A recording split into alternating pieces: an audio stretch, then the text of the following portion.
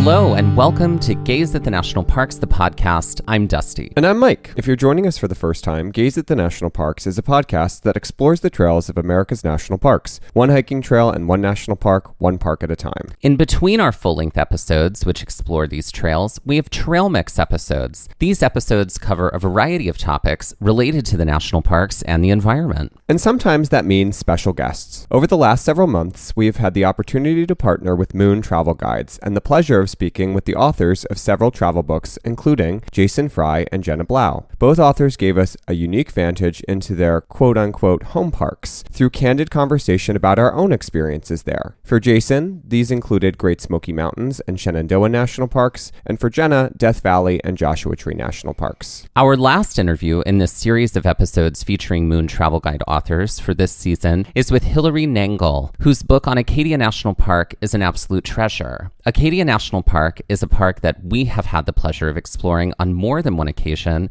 and it is one of our favorite places on the East Coast. Hilary is a Mainer through and through, growing up along the coast and spending her wintertime in the Western Mountains. She has had a wide and varied career, including stints as a ski instructor, whitewater rafting guide, and as a communications director for the U.S. Men's Professional Ski Tour. Her work as a writer and editor has led to her not only writing about Acadia National Park for Moon Travel, but for other sources including AARP, Art and Antiques, and National Geographic Adventure. And recently, we were able to sit down with Hilary and chat about Acadia National Park and the surrounding gateway communities, and all of the beautiful secrets these spaces of the Pine Tree State have to offer.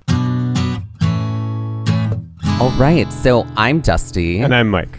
Okay. Hi, Dusty. Hi, Mike. And this is Gaze at the National Parks, the podcast. It's true. What's funny is like people who listen to the show and we end up meeting them, they're like, wait, you have to tell us who is who because I don't know. And so it's funny because, you know, when it's only voices that are put out there, you know, who knows? Exactly. Yeah. Who knows? So, Hilary, it is so nice to meet you. Oh, I'm thrilled to be here and talk with you guys because you just love talking about the parks. We do.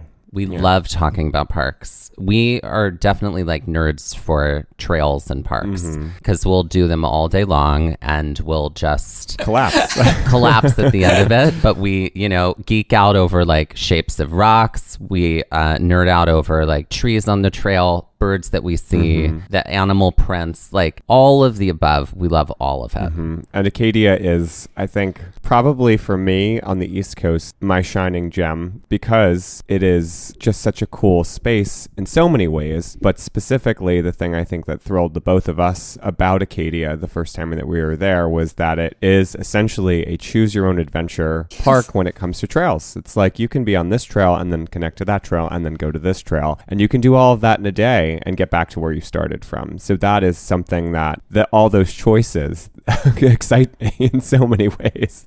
It's one reason you really have to have a trail map, a good trail map when you're there. Because, if you haven't planned right, I mean, if you're using the Island Explorer, you want to make sure, which is the free bus service that circulates through as long as you have a pass. But if you're using that and as long as you end up somewhere that the bus stops or near where the bus stops, you can get back. But if you end up somewhere else, you might not be around for a while, you know? You might be walking back a very long way. We really like hiking in Acadia because our tendency is to over plan for what we want to hike. Like we'll say like, we're going to do 37 miles today, which isn't true. We've never done 37 miles in a day. I tend to plan that much. But when we plan for trails, Mike is usually the one like planning and saying like, this is going to be the route that we're going to do. It'll often be a 24-mile plan. Yeah. But what's great about Acadia is you can easily go, no, we're not going to do that section. Instead, we're going to take this shorter way and then we're going to end up in the same place at the end. A woman I met at a B&B, she was there with her husband, and they were from Switzerland. And they said what they absolutely loved about hiking here was that, I mean, they were serious hikers too, but they absolutely loved, it didn't take long to get to a summit. And because the summits are glacier scrubbed and bald, you are there with the views. You know, you don't have to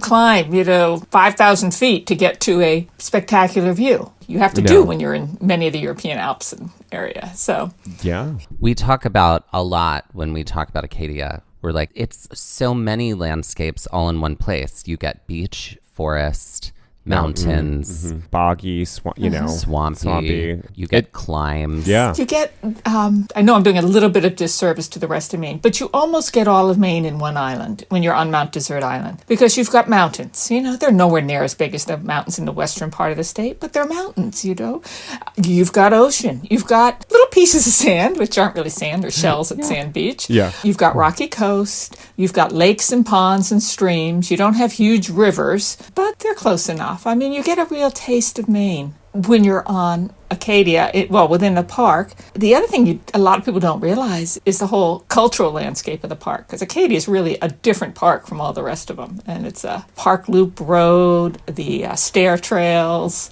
the carriage roads. They're all so special. The first time we were there, we were on a carriage road for quite some time for a longer day that we were doing. And it is such a fascinating, different part of something you don't typically see in parks elsewhere. Even in when we were on the Schoodic Peninsula on our second trip, I guess there are carriage roads as well, but they're used a lot for biking. That's also just kind of fascinating in that those things are built in for all manner of activity. Right. The Schoodic ones were actually built very recently. And so they call them the bike paths. They don't call them the carriage roads. So they were really built for biking. I think even, when you think about parks and you think about their relative distance to community, you're basically entrenched. The community is enmeshed within the park in so many ways, at least right at its doorstep, in ways that other parks are definitely not. That's that history that makes Acadia different from a lot of other parks. It was not created out of a grand mass of public lands. It was created out of people's backyards and woodlots, just parcels here and parcels there. The Park Service refers to it as it's a very porous park. People go, well, where's the entrance? It's like, well, you're in the park, you're not. You're in the park, you're not. Here you are, here you're not, If you're going to drive the Park Loop Road, you're going to go through one entrance. They're going to make sure you got your pass. But other than that, you can walk out of almost any of the towns or villages within short order, walk into the park. How did your relationship with Acadia begin? Well, my first time I went was when I was with my parents when I was a little kid, of course, living in Maine. And I don't remember all that much about it, but I do remember we went to the Jordan Pond Tea House, which at that point hadn't burned to the ground yet. The original one, it was beautiful. My parents were not outdoor people. Other than golf, that was and skiing. They were not hikers or anything like that. So I didn't grow up with that kind of a background.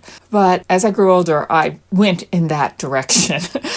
I started going to the park. Then I started working as a writer and working on guidebooks, which made me really get more in depth into Acadia and do more hiking and go on more of the carriage roads and discover a lot of the history behind the park, which is something that just fascinates me because it is so different. And now I go up regularly. I kind of tiptoe around it the pandemic years. Instead of going and staying for a few days, I'm lucky enough to be within driving distance of it. It's about 2 hours for me. I can go in and just spend a day going around the park and doing different things. That's how it started. It's got to be just having that as a back door, in your backyard. It's got to be so special just because there is so much to explore. And in the 2 times that we were there, I feel like we got a really good lay of the land. We're able to see so much of the park. That's the other thing too. I feel like you could spend a week in Acadia and see most of the park, which is not the case for so many other parks. It's big, but it's also manageable. And over the course of 2 trips, which probably equaled about a week, we were sort of able to do that. I'm sure for you, as someone that has it in their backyard, you're constantly finding new things or seeing things from a different perspective or just having a different appreciation for what's there and how it's changed over time too. Exactly. And it's funny. You think you can do the whole park and you've got the sense of it and you realize there are all these sections you never see. Like most people spend most of their time on the eastern side of Acadia. They may get over to the western side because they want to see the lighthouse or, go over there because they're on a kayaking trip to see the Acadia by the coast. But they don't realize there's some wonderful hiking over there as well. A lot of trails. That's one thing a lot of people miss. Another is that, you guys have been to Schoodic. A lot of people don't realize there's that whole section of the park. All right, so it's good 45 minutes or more around to go by land. It's the only mainland section of the park. But you can take a ferry from Bar Harbor over for the day, and the bus will meet you. Or you can take a bike or rent a bike there. That's a small section of the park, but there's a lot to see and experience. experience there. And then there's another whole section of Acadia, which is on Isle Ho, the backcountry section. We've not been there. Oh. Yeah. When we were looking through your book, we were like, we've not been there. Yeah. And then we've not been to that other little Baker Island, but Baker, I'm not yeah. sure if that... We've not been there yeah. either. We'd love to go Yeah, there. Baker's special. It's not a hiking set. You have to go on a park an excursion boat, which runs out of Bar Harbor. One of the companies, usually Bar Harbor Whale Watch, works with them and put a ranger on the boat and give you a tour of the island. That's where the Gilley family lived and raised their 12 kids and rowed over to the mainland all the time. And he was the first lightkeeper when they built the lighthouse out there. It just shows you another whole side of it. The life on the island and in the area that is so woven into the park. Just like the park is woven into the villages, so are lives woven into the park. A lot of people don't realize that, how they're expecting to see barriers, they're expecting to see entrances, and they don't get that, I'm in it, I'm out, I'm in it, I'm out. And Isle Ho, you got to plan well in advance for Isle Ho, because there are only 5 lean-tos on there, and you bring everything in, of course, everything out. You could charter a boat to go over to Isle Ho. There's the Isle Ho Boat Company, works for the park and runs what they call the park boat, which goes from Stonington at the tip of the Deer Isle Peninsula, so you can't get to it from Mount Desert Island. You have to go from the tip of the Deer Isle Peninsula, Stonington, take the mail boat, Isle Ho boat over to Isle Ho, and there are only so many people allowed each day. It's very limited. The ranger meets everybody and makes sure they know where they're going. People who look like they think they're going to sneak off and camp somewhere. No, they count everybody on, everybody off. It's very much more of a remote backcountry experience. Probably the most remote section of the park for people who really want to get away. And the hiking there is a little more, not more difficult, but a little more rugged because it is isolated there. There's a village on one end of the island, but it's a small village. And it's a 4-mile hike from Duck Harbor where the boat goes in. And it's so funny because saying backcountry for Acadia, everything feels very explored, laid out, and curated. There are obviously a lot of parks that have very vast backcountry, so to hear that this island is sort of like the microcosm of the backcountry of Acadia, it's very cool to hear about. I feel like in our 2 trips, that's one thing that we definitely didn't clock or even, notice, and I guess you'd have to notice it and be aware of it and plan very far in advance from what you're saying, but that's got to make it special too, to have it be so limited with the amount of people that can be there daily and the amount of people that can camp there. The camping is what really you need to plan in advance. If you want to really hike on Isle Ho, you want to camp there. Otherwise, you don't have enough time to really do some serious and get away from it all hiking and make sure you're back for the boat. But you can go out on a day trip. You can get on far easier than getting a campsite. What are some of your favorite spots in Acadia across all of the sections of it? And since there are so many pathways to all the different spots, I'm also curious if you have favorite ways to get to those spots. The easiest accessible and one of my favorite spots in the parks is Cedar Springs, which is kind of the heart of Acadia. You get so much of Acadia there, and it's accessible for everybody. You can drive and park there. You can walk in from the village of Bar Harbor or the town of Bar Harbor on a very easy path. There's a great meadow which leads to the Jessup Trail. And a good part of the Jessup Trail is accessible. It's a boardwalk. It's not paved, but it's pretty accessible. You get there, you have,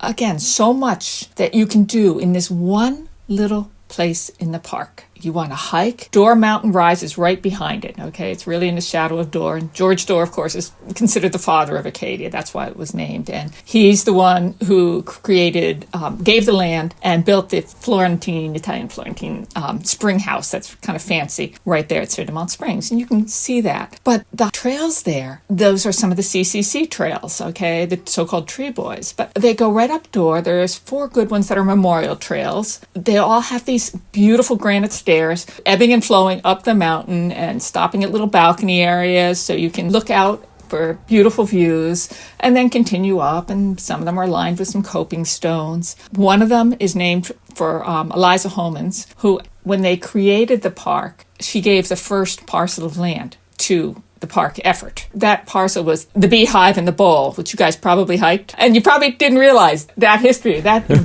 piece of property was donated was the first part of the park effort and donated by a woman, because most people think of the park as kind of an all-male kind of, all the fathers of Acadia. But no, there were a lot of women involved in it too. But back to Surdemont Springs. Okay, so you've got the trails. You've got wonderful trails. You can go up. You can also walk over and go up Huguenot Head and up to Champlain. And again, that's a beautiful stair trail. I love the stair trails because, especially as my knees are getting worse and worse, they ease the up and down and take a little bit of the stress off. And they make the trails more, anybody can walk up and see even just a little section of the stair trails, which again are part of the history. There's also a nature center there that the park runs, so if you want to get a little sense of that. There's the Wild Gardens of Acadia. The Friends of Acadia now, I think, oversee. But it is a microcosm of all the native plant life. This garden's over probably around 100 years old now. But all the different plants. So you want to see what's up on the summit of Acadia, but you can't hike and you can't get car reservations to go up. Oh, you can see it. Some of those subalpine plants there. You can go there to learn to identify things. So when you go out hiking, you have an idea of what's out there. And then there's the Abbey Museum of Antiquities, Dr. Robert Abbey, the little museum that was the original, filled with indigenous artifacts from the Wabanaki, who of course were the first settlers. Those are the four main tribes, the Passamaquoddy, Penobscot, Maliseet, and Micmac, who, 12,000 years ago was the first people. So all of that is accessible right there. And you can walk by the Tarn, which is a kind of a marsh area that's slowly being filled in. Is of course a stop on the Island Explorer too. I mean, people go, they think they're going to go into stop at Surdemont Springs for, we'll just take a quick look around, and an hour and a half later they're still there. I love Seawall. Now, did you guys get over and see Seawall at all? We were over on the western side, and we only hiked. We hiked Bernard Mountain. and Mansell. Oh yeah, that's a great one. And then also, so we did around Long Mountain? Pond. Yeah, and Beach Mountain. Yeah. So we did basically one day we started at the tip of Long Pond and then up and back down and then up to the other side. We were going to do Acadia Mountain too that day, and we were just flattened by the end of it. We were so exhausted. Yeah, there's some serious people think, they're not that high, but yeah, you can get some serious hiking in. They're really high. What is it? Is Beach on the eastern side of that? Yes. Yeah. Beach was when we was the came second. down that one way, and we were like, oh, how do gosh. people go up this way? Yeah, it was how do people go up that way? Was so steep. That's not the way to go up. No. Even going down, it was like we had to sit and kind of scoot at some parts. It was sitting and scooting. Yeah. Treachery. Did you, when you went up Mansell, did you go up the perpendicular trail? I think we did. Stairs. So, yeah. Lots of stairs. A friend of mine who counted said there were at least 1,000. I think she said 1,009. But it's also considered the most built trail because of the coping stones and the stairs and just beautifully laid out. Maybe we didn't Maybe we didn't get to Mansell Mountain. No, but isn't there a jet off? I'm trying to think of what the other... There's Mansell and what's the other? Bernard. That's Bernard. So I guess we did Bernard. And I think but you can jut over to Mansell, I think, right? Oh, I'd have to look at the map and figure out everything. I know. Now I need to see. I think that was how we did it. I have your book right here, so I'm just going to look at it. I think that's what we did. I don't think we did the perpendicular trail. I think because there is a connector over to Mansell. Mm-hmm. Yeah, so I think we went around loop, the stairs area. Like we didn't, I think this middle part see where the stairs would be. It's are the stairs. so I think hard to be selective with what goes in the book and what doesn't, Yeah. I can only imagine, especially in a place like Acadia where there's so much. Well, what is your process with figuring out what gets included and what doesn't? Well, you have to put in all the must-sees, right? Which are mostly along the Park Loop Road, but then there's some on the western side. Also including the fact that the park is on some of the islands, all right? So I'm just talking about the Mount Desert Island section, right? Let's forget the other two sections, which have their own chapters.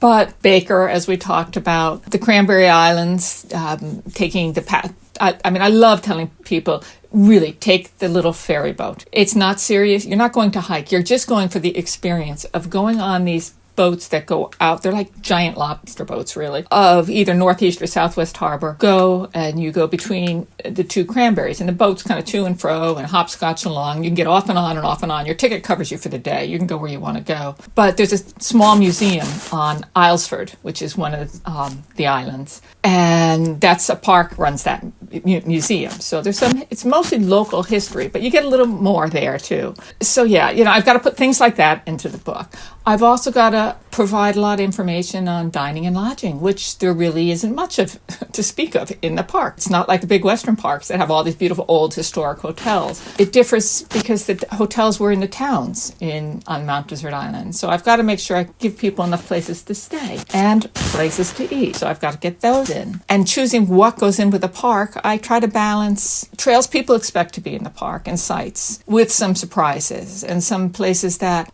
you want to get away. I mean, for example, this summer, I'm sure everybody saw this photos that were making the rounds on social media of the Precipice Trail and the line of people on it. Did you guys do the Precipice?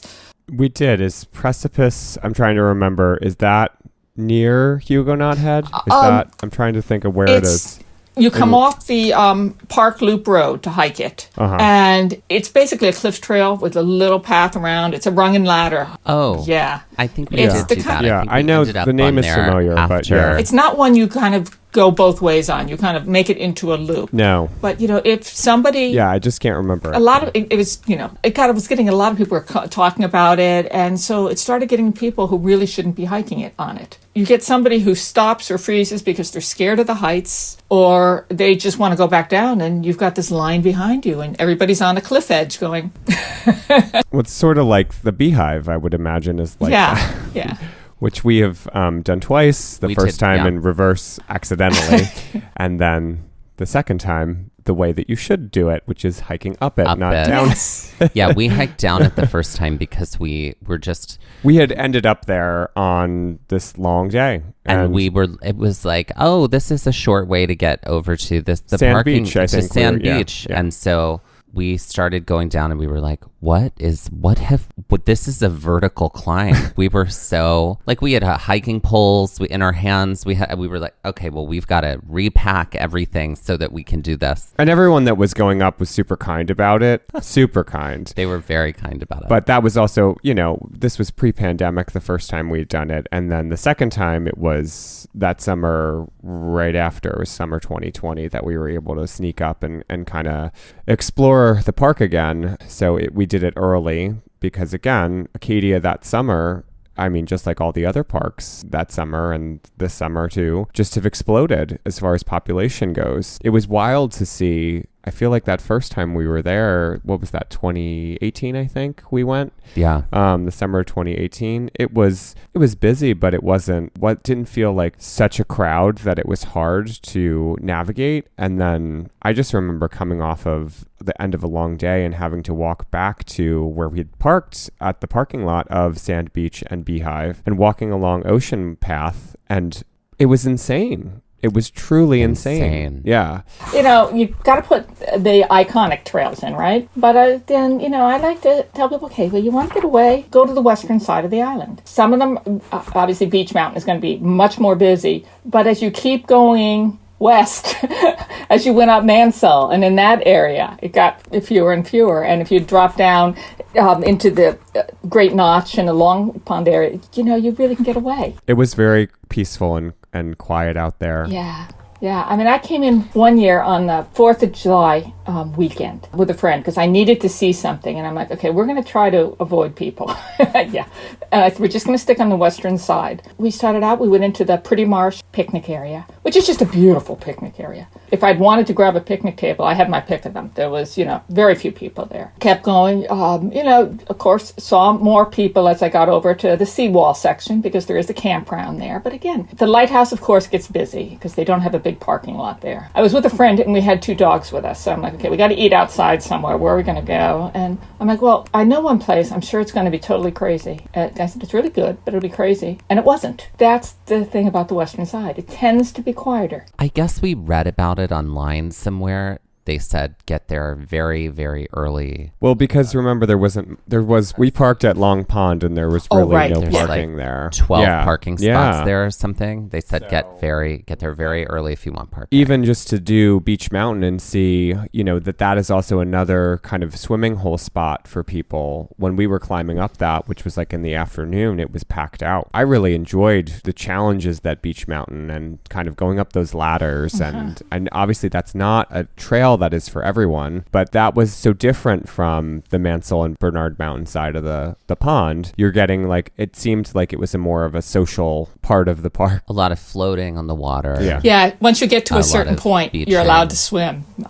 Yeah. It's about a third of the way down. Yeah. It's a beautiful spot. But I do feel, I feel like the Schoodic from our experience was also very, very quiet. And one of my favorite places and definitely ever. like captured our hearts and souls in so many different ways, because we hit it on, maybe it was just the atmosphere of the day because it was foggy and the sun was breaking through here and there, but we were mostly in fog, and going through, hiking down Buck Cove Mountain trail and then getting down to the end, which I think is the Anchor is down there, or the Alder Trail. Anvil. I forget what it all kind of comes together in a loop at the bottom. The moss on the trees was heavy, and everything seems like it's just a very old, ancient kind of woodland. And I'm sure on a day when it's not foggy like we had, it's probably the same, but there was something just truly magical about that experience. But it was also quiet. We sat at the beach at the end, on the rocky, on like a slab, essentially, a giant slab, and just like watched the waves come in, and then just looked at the fog not far out after that. So it was just truly a special experience there. And I think it's part of the park that maybe people visit the least. Idaho would be the least, but it's increasing, it's definitely increasing there. When they opened the campground a few years back, that gave people, there were very few places to stay on the Schoodic Peninsula before that. And now there are more campgrounds opening in that area, providing more access. But it is the only mainland section. So if people are just going up the coast and they want a little taste of Acadia, they can dip down and do that. But it doesn't get as many people by a long shot. The Schoodic Loop Road that loops through that section is nowhere near as long as the Park Loop Road on Mount Desert Island, but it's a spectacular road. You just see so many things when you go through. It's just beautiful. It's not the jaw-dropping sights that you might get on Mount Desert Island, but you get just these beautiful little spots, these views out with these rock bars, cobbled beaches, the spruce trees, and there's kind of stunted in areas. It's just, and then you get out to the point, out to Schoodic Point, with those pink granite slabs and the volcanic lines going through them. It's pretty special. And a lot of people don't realize that there's the Sundew Trail that goes from the Schoodic Institute, which is on the campus where the Rockefeller building is, which has a small museum in it, which is great. And then it goes out toward the back of the campus, goes out to the water. So you're walking along the coast again, and it goes right up to Schoodic Point. So you can get there that way too. That's a trail. I think I've done it just only once or twice, but I've never seen anybody else on it. You go out there and there's some benches that are built along it, and you can just kind of sit there and pretend you're the only one that exists on the whole area. It's lovely. Of course, now that I've said that, people will find like on Schoodic. Yeah. That's how it always happens, right? Right. Today's episode of Gaze at the National Parks is sponsored by TrueFire.com, the planet's largest and most comprehensive selection of online guitar lessons, according to Guitar Player magazine. TrueFire's interactive learning tools and massive library of over 50,000 video lessons help guitarists ignite their technical skills, harmonic knowledge, rhythm playing, and soloing. Over 2 million guitar players worldwide learn, practice, and play with TrueFire. Using TrueFire's desktop and mobile apps, guitarists work with multi-angle HD video lessons on any device, anytime, anywhere, and at their own pace. TrueFire's style-specific learning paths guide guitarists every step of the way. Use the assessment tools to find your starting point, then follow the lesson recommendations and track your progress as you work through your personalized TrueFire study plan. And TrueFire's educators are the best in the biz. From Grammy Award winners to world-renowned artists, TrueFire students have access to an unparalleled faculty of over 300 top-notch blues, rock, jazz, country, and acoustic guitar educators. Guitar players can progress faster with private one-on-one instruction, group lessons, multi-track video jams, live streams, song lessons, premium tracks, and so much more. With thousands of 5-star reviews from amateur and pro players alike, you'll find yourself in good company with the world's most comprehensive guitar learning platform. So grab your guitar and ignite your musicality. Visit truefire.com and use code GAZE for your free 30-day all-access trial and 50% off your first purchase. That's truefire.com/gaze. And that's GAZE, G-A-Z-E.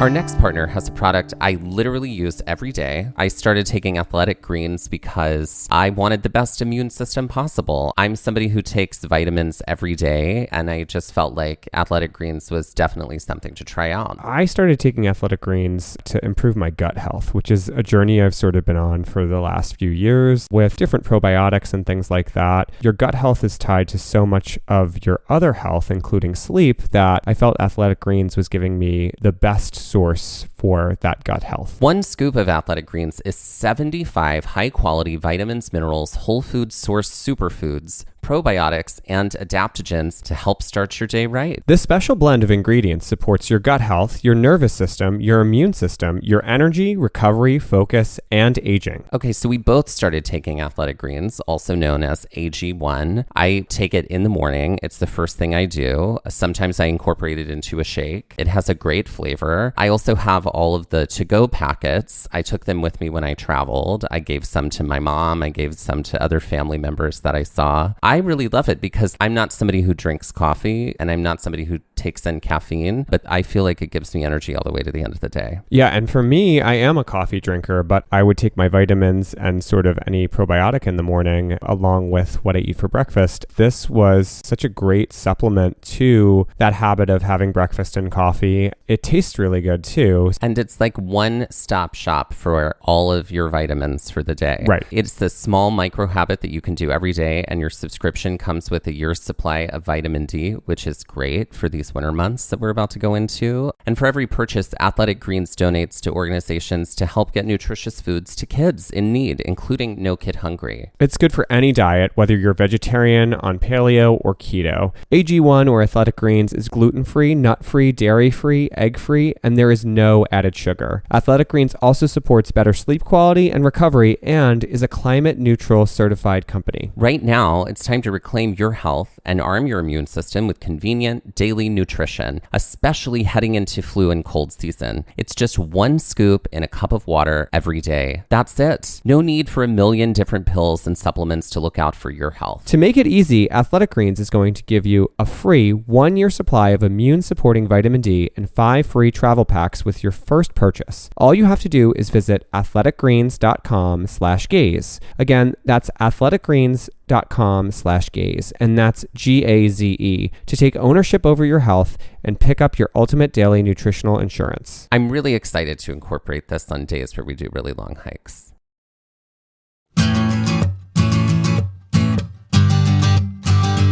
The one thing that we didn't really get a chance to do, and I know there's a large focus in your book about it, is exploring those communities that are around. We obviously spent time exploring Bar Harbor, but we haven't gone, into those other communities that are around. I'm curious, in your process in adding in things for the communities, obviously you're so close. Do you stay a night in an Airbnb or a bed and breakfast? And how does that work when you're adding stuff like that into the book, especially for someone that is within travel distance to the park? To really do the park, you've really got to be up there. Because as you say, you've got to get up early in the morning to do some events and things. Pretty much any place that's in the book, I have either stayed or walked through or visited or talked with friends and people who have. I'm pretty careful about it. And then I have to balance all price points, right?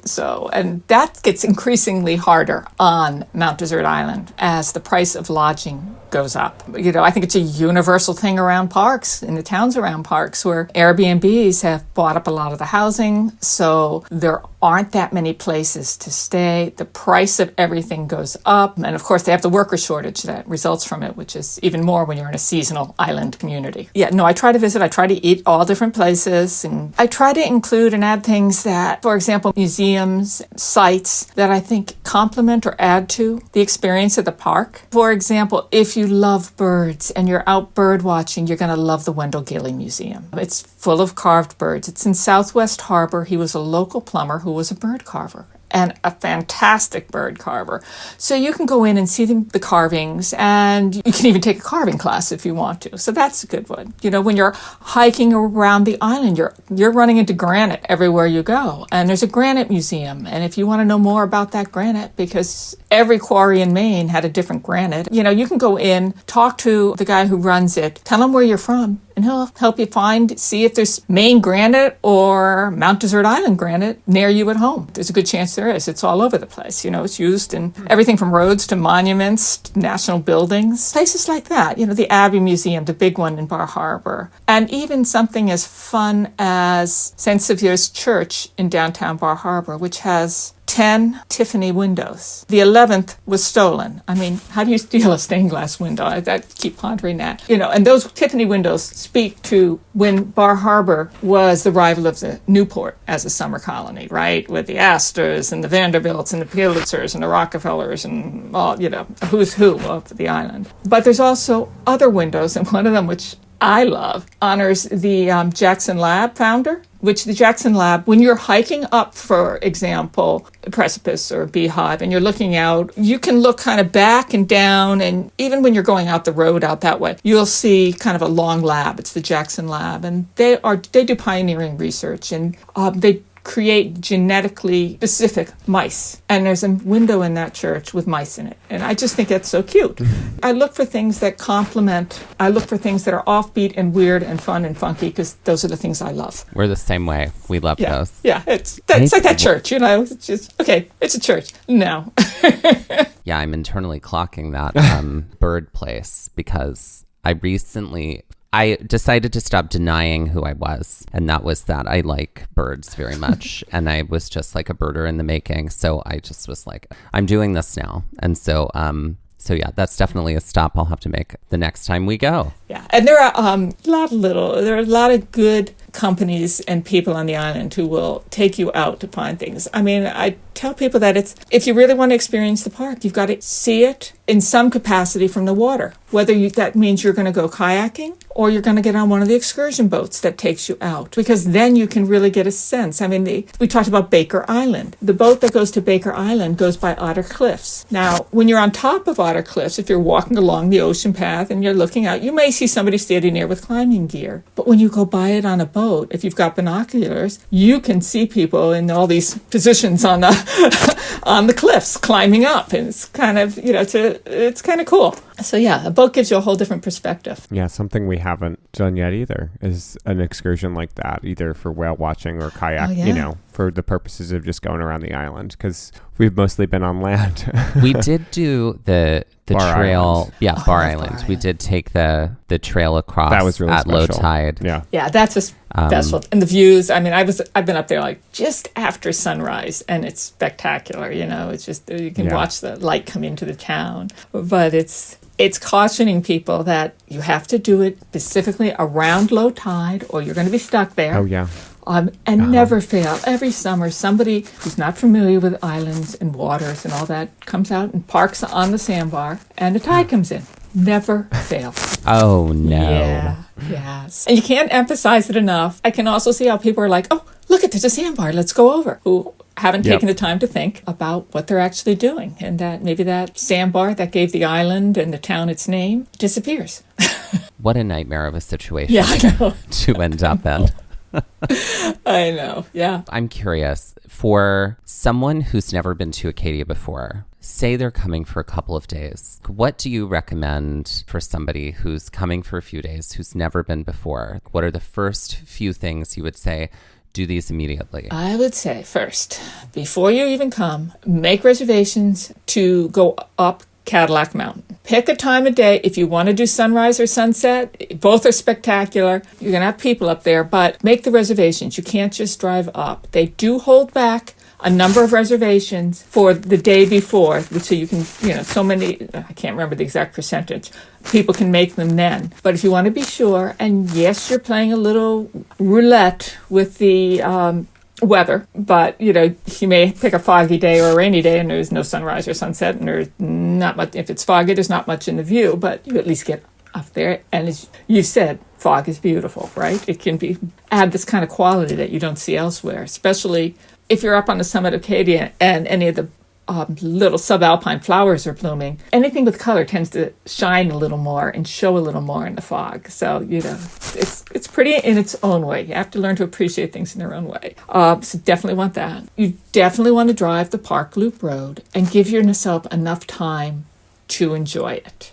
Right? You don't want to be going, we don't have time to do this. You want to stop at Sand Beach and just stick your fingers or toes in the water. It's like 50 degrees. It's cold, but it's fun. If people just want to start their day with a nice, moderate to easy hike, I tell them Sand Beach and Great Head. It's beautiful. It's another one I've been up on very crowded days, and for some reason, nobody's over there. There are ruins of an old tea house at the summit from way back. Stopping at the icon, stop at, Thunder Hole, Otter Cliffs. I love Little Hunter's Beach, a beautiful cobble beach. It's not well marked, so you've got to kind of know where it is. And if you go down to it, there's a wooden stairway down to it. Often there's a ranger there, but the tide rolls in over those cobbled stones. You can hear it, and there's a stream that trickles down too as well. So it's beautiful. And time it, if you can, to do afternoon tea and popovers at the Jordan Pond House. The Jordan Pond House is, again, part of the history of the park. It's the only food service in the park. It can be busy. Some years they take reservations, some years they don't.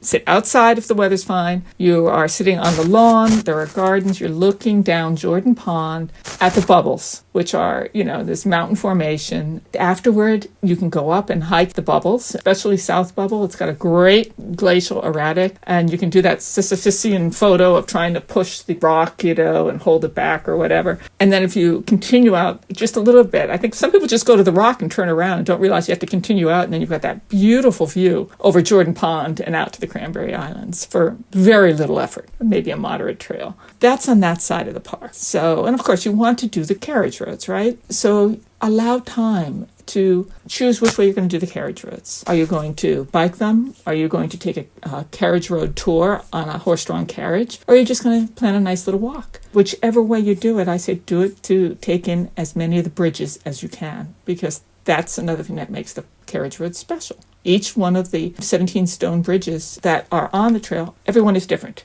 And some are just grand, the Witch Pond carriage road system, Duck River Bridge. I'm blanking on the name of the bridge, but the bridge there, it's one of only two of the triple arched bridges, and it's spectacular to look at. And you can walk around the pond, and there's a beaver den often there, and it's beautiful. If you have the ability, at least check out the stair trails. Of course, I neglected to mention Sieur de Monts because we talked so much about it, but definitely go in there and spend a little time. And even if you're not a climber or a hiker, walk up to one of the base of one of these trails and just take a few steps up and see what they're like, because they're really cool. And this is where it gets tricky, because there's so much on the eastern side of the island that when you've only got a few days, it's hard to draw people over to the western side. But seawall, especially if you're a birder, seawall is spectacular because there's a brackish pond on one side and the ocean on the other. It's this cobbled seawall that forms naturally that divides it. The pond is, it's got marshland, so it's a really great place for birds. It's also a great place if you want to get over there and you're not quite sure how to fit it in your day,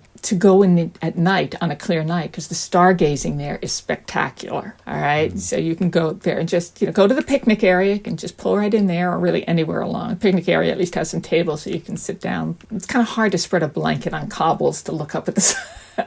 But, that's another place. And I love the lighthouse, Bass Harbor Light. But again, it has a very small parking lot. Try to go at an off hour. Go very early, go very late. Although as you go with sunrise and sunset, you're going to get the photographers there. They're kind of crowded. But it's special and it's worth seeing. Park has taken over that lighthouse now, and they're figuring out how they're going to treat it and what they're going to do. And then get out on the water. See the park from the water if you can. We love to end our episodes. We make up trail games all the time. And so we would love to play a game if you're interested. Which I think you're going to be very good at. But You're going to be For very our good at listeners this at game. home, they may have some trouble with this. The game we came up with is it a site in Acadia or did we just make it up? Fun. We were so amazed by just how there are so many sites in Acadia, and there's so many places with names. The spot has a name, the trail has a name, the cove has a name, the river there's so many places with names. So we have a list of 10. We're just going to go through them and you're going to tell us if it's a real place or if we just made it up. Oh dear. Okay. Are you ready to play? I guess so. But if I fail, you can't put this part in. That's fine. I think you're going to be fine. I think you're going to be fine. Okay. I don't think there are any that are too much of a stumper. I think you'll get it. Okay. Okay. Do you want to start us? Sure. We have 10. Yep. I think we have 12. Oh, we have 12. We have 12. Bernard Mountain. Acadia. Yes. Yes, it's a Yep. real place. Real place on the east side. Window Mountain. No. No, but it was inspired by Door Mountain. Oh, Right. So, I get it. yes. That's good. That's good. Okay. Flying Mountain Trail. One of my favorites. Great pre-breakfast trail. It is a real That's place. great to indeed. know. Great pre-breakfast trail. Gorge Path. Yes. Yes. Very Yes. tricky little one. It is in Acadia. Yeah, that's connects you from Cadillac over. And yes, that was something we did on the first day we ever were there. We hiked up to Cadillac and then over the gorge path and then set our meanderings from there. Okay, I'm impressed. It's a good one. Yeah. It is a good one. It was a tough day, Yeah. but it was a good day. Yeah. That was a good tough day. Yeah. Oldsmobile Mountain. No, but there's a Cadillac. That's true. right. That's right. There we go. I'm getting this now. Yep. Cannon Brook Trail. Okay. Yeah, I believe there is. I believe that's on the backside of Acadia and St. Sevier Mountains. That is correct. Yes. Cannon Brook Yeah. Trail. Real place. Lightning Hole. No, but there's a thunder hole. That is correct. That is correct. Sundew Trail. Well, there is a Sundew Trail, but it is over on the Scudic section of the park. That's right. That's That's right. right. You mentioned it before.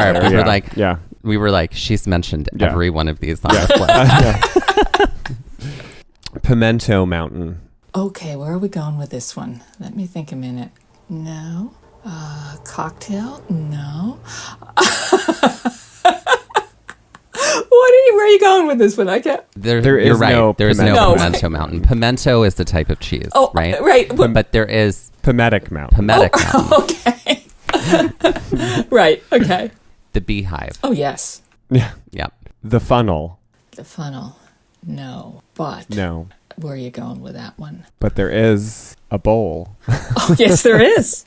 When you The take ball. the beehive, you get there. That's true. You can go for a Right. swim. And the last one on the list, Champagne Mountain. Champlain, yes. And if you go to the summit and bring a bottle of bubbly, you can have champagne there. This is true. And then you can turn Champlain Mountain into Champagne Mountain. Exactly. Oh, I love it. You nailed that You game, Hilary.